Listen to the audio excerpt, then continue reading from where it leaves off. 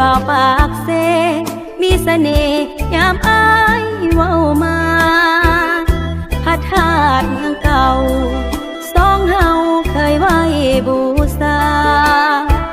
อายให้สัญญาจะมาขอน้องแต่งงาน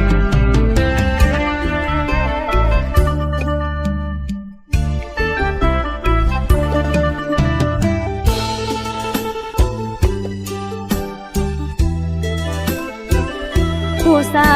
วคำมวนหน้าบ่อนวลคือข้าวนมปลา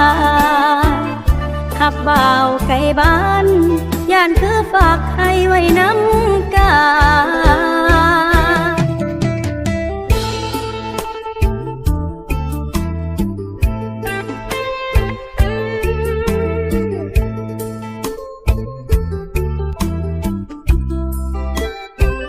คันจริงคือเว้าให้เฝ้าเอาพ่อแม่อายมาย่านแต่คือคำเขาซาผู้บ่าวไทยไปแล้วบ่มา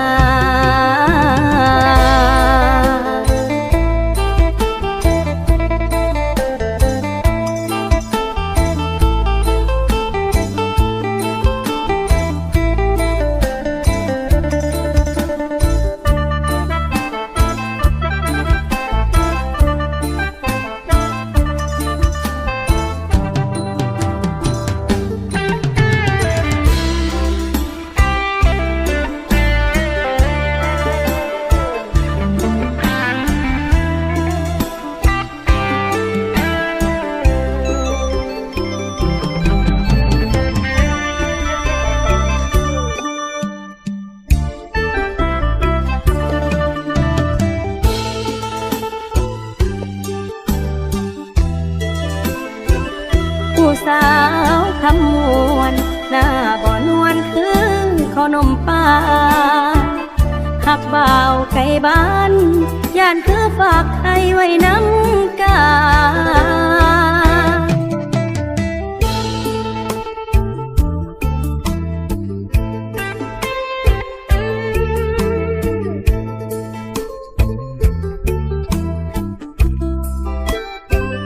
คันจริงคือเว้า